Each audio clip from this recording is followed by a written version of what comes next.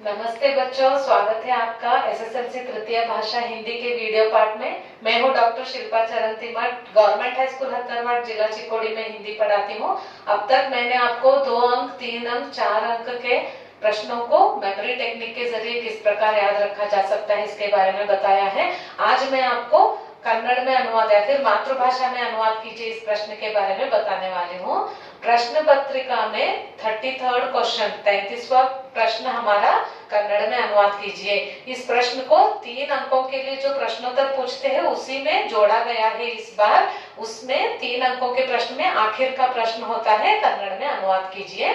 बच्चों, कई बच्चे ऐसे करते हैं कि अनुवाद के लिए थोड़ा डरते हैं और कभी कभी तो वे छोड़ ही देते हैं, उस प्रश्न का उत्तर वे लिखते ही नहीं। लेकिन आज मैं आपको बताती हूँ कि किस प्रकार वे सरल होते हैं। देखिए, संस्कृत के कुछ शब्द है जिन्हें हम तत्सम शब्द कहते हैं।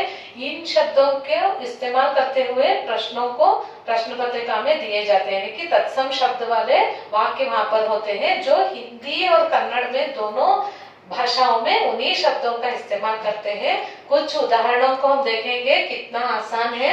इंटरनेट आधुनिक जीवन शैली का महत्वपूर्ण अंग बन गया है। इस वाक्य में देखिए, कन्नड़ में भी हम इंटरनेट आधुनिक जीवन शैलिय महत्वपूर्ण अंगवाಗಿದೆ। इस प्रकार कई सारे शब्दों को हमने जो के तो हिंदी से कन्नड़ में भी वैसे ही रखा है। ऐसे ही कई सारे वाक्य परीक्षा में पूछे जाते हैं। और देखेंगे, विचेंद्री का जन्म एक साधारण परिवार में हुआ था। ವಿಚೇಂದ್ರಿಯ ಜನ್ಮವು ಒಂದು ಸಾಧಾರಣ ಪರಿವಾರದಲ್ಲಿ ಆಗಿತ್ತು। थोड़ा बहुत आपको काल की तरफ याद रखना है। था, थी इस प्रकार आता है तो भूतकाल होता है आता है तो वर्तमान काल, आएगा, आएंगी इस प्रकार आता है तो भविष्यत काल। दक्षिणी शिखर के ऊपर हवा की गति बढ़ गई थी। दक्षिणी ಶಿಖರದ ಮೇಲೆ ಗಾಳಿಯ ವೇಗವು ಹೆಚ್ಚಾಗಿತ್ತು।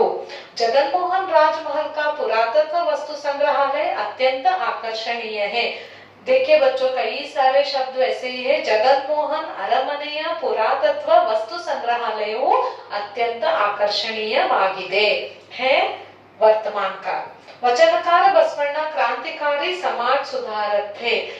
वचनकार बसवಣ್ಣನವರು क्रांतिकारी समाज सुधारकरागिದ್ದರು। इस प्रकार और थोड़े उदाहरणों को देखेंगे।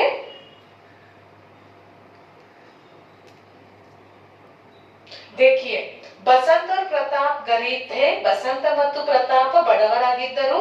ದುಕಾನ್ದಾರನೇ ಮುझसे क्षमा मांगी, ಅಂಗಡಿಯವನು ನನ್ನಲ್ಲಿ ಕ್ಷಮೆ ಕೇಳಿದನು। ಗಿಲ್ಲು का प्रिय खाद्य काजू है। गिल्लुविನ प्रिय आहार ಗೋಡಂಬಿ ಆಗಿದೆ। तालाब में एक बहुत बड़ी मछली तैर रही है। ಕೊಳದಲ್ಲಿ ಒಂದು ಬಹಳ ದೊಡ್ಡ ಮೀನು ಈಜುತ್ತಿದೆ। शनि सौरमंडल का अत्यंत सुंदर ग्रह है। शनि सौरमंडलದ अत्यंत सुंदर ग्रहवाಗಿದೆ। कर्नाटक की राजधानी बेंगलुरु है। कर्नाटकದ राजधानी बेंगलुरु आಗಿದೆ। बिचेंद्री एवरेस्ट पर चढ़ने वाली प्रथम भारतीय महिला थी।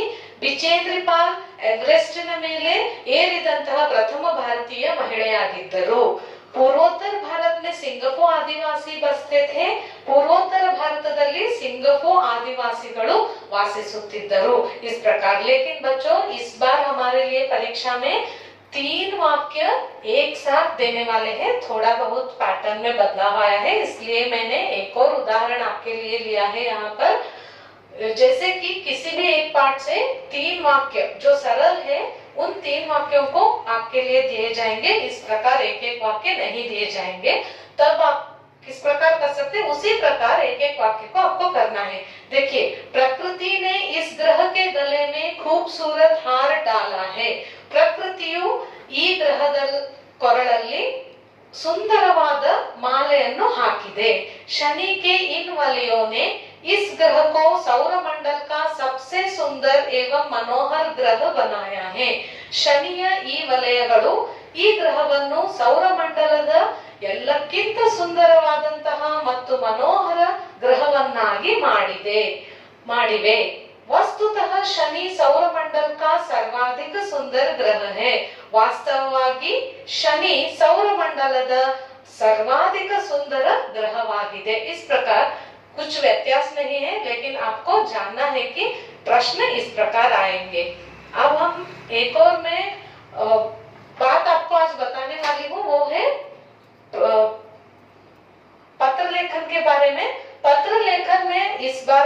के होंगे दोनों प्रकार के पत्र, उसमें विकल्प होगा जैसे कि व्यावहारिक पत्र और वैयक्तिक पत्र। आप तो अभी तय कर सकते हैं कि कौन सा पत्र आपको लिखना है, लेकिन मेरे हिसाब से मैं व्यावहारिक पत्र को सीखने के बारे में ज्यादा मैं आपको बताऊंगी, क्योंकि वैयक्तिक पत्र में जो हमें 2 एड्रेस लिखने होते हैं, अलग अलग एड्रेस को सीखना पड़ता है पत्र में जो हम पता लिखते हैं, और एक दाहिने तरफ एक बाएं तरफ इस प्रकार लिखना पड़ता है। लेकिन व्यावहारिक पत्र में जिन बच्चों को पत्र लेखन में अपना नाम, अपने पाठशाला का नाम, अपने गांव का नाम या फिर दिनांक लिखने के लिए आता है, वे सभी बच्चे आसानी से व्यावहारिक पत्र को लिख सकते हैं। और बच्चों जानिए, इस बार आपको पत्र लेखन के लिए 5 अंक है, इसलिए इस पत्र को आपको सीखना ही है और 5 अंक पूरे प्राप्त करने हैं। देखेंगे कैसे आसानी से लिख सकते हैं। सबसे पहले मैं ये बताऊंगी आपको कि पत्र लेखन में 8 अंश आपको पहले सीखना ही है। इसे हम कहते हैं पत्र लेखन का स्केलेटन ऑफ द लेटर, यानी कि जो मैंने यहाँ पर गुलाबी रंग से लिखा है 8 अंश, इन्हें आपको लिखना ही है। इतना भी अगर आप लिखेंगे तो आपके लिए 3 अंक आराम से आते हैं। देखेंगे प्रेषक, दिनांक, सेवा में, महोदय, विषय, धन्यवाद, अभिभावक के हस्ताक्षर और भवदीय, ये तो जरूरी ही है। इसके अलावा पहले आप ये सीख लीजिए और 8 पर्ची बना लीजिए, उसमें 8 अंशों को लिखिए, फिर उन पर्चियों को ऐसे अलग अलग करके एक बार जोड़ने की कोशिश कीजिए, कहाँ कहाँ पर क्या क्या आता है, या फिर एक बार लिख लीजिए। पहले इसको सीखने के बाद उसके अंदर हम क्या भर सकते हैं वो हम देखेंगे। देखिए कभी कभी बच्चे क्या करते हैं, परीक्षा में सोचते रहते हैं कि मैं पता में किसका नाम लिखूं या फिर मेरे दोस्त का नाम लिखूं, मेरा नाम मुझे लिखने के लिए नहीं आता। ऐसे कई सारे उलझनों में उलझ जाते हैं। अभी आप तय कर लीजिए, आसान सा कोई भी नाम आप लिख सकते हैं। जैसे मैंने यहाँ पर लिया है रमा पाटिल, अगर लड़के हैं तो राम पाटिल लिख सकते हैं। 10वीं कक्षा, शारदा पाठशाला, गदर। मैंने शारदा पाठशाला क्यों लिया है, कभी कभी हाई स्कूल वगैरह लिखने के लिए आपको दिक्कत होगी, तो आसान वाला एक पाठशाला का नाम शारदा पाठशाला, आसान वाला कोई भी स्थान का नाम जैसे कि गदर, कुछ भी आप ले सकते हैं। सेवा में प्राचार्य या प्रधानाध्यापक कभी कभी प्रश्न में भी होता है, नहीं तो आपको सीखना पड़ेगा। शारदा पाठशाला वही पता यहाँ पर हम रिपीट कर रहे हैं, और गदर। उसके बाद महोदय और विषय। विषय में क्या लिखेंगे, जो प्रश्न पत्रिका में प्रश्न में देते हैं 4 दिन की छुट्टी मांगते हुए या 3 दिन की छुट्टी, उसी को हम लिखेंगे 3 दिन की छुट्टी की प्रार्थना। और बॉडी ऑफ द लेटर में देखिए बच्चों, याद रखिए बॉडी ऑफ द लेटर में कम से कम आपको 2 दिनांक और 1 कारण तो लिखना ही है। इतना भी अगर आप लिखेंगे तो आपको पूर्ण अंक आ जाएंगे।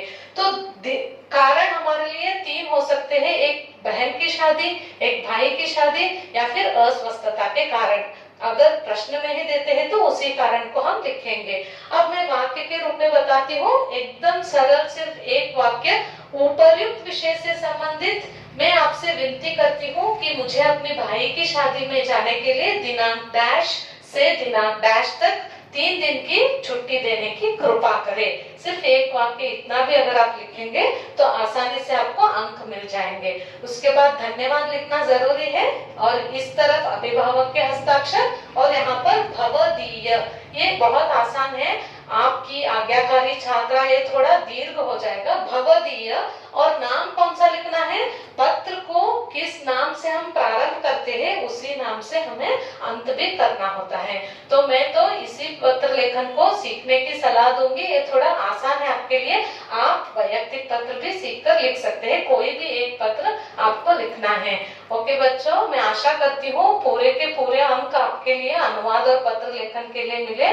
सभी वीडियोस में काफी सारे मेमोरी टेक्निक्स है, देखिए, ज्यादा से ज्यादा स्कोर कीजिए। आपके लिए मैं शुभकामनाएं करूंगी। घर में रहेंगे, सुरक्षित रहेंगे, और अगले वीडियो तक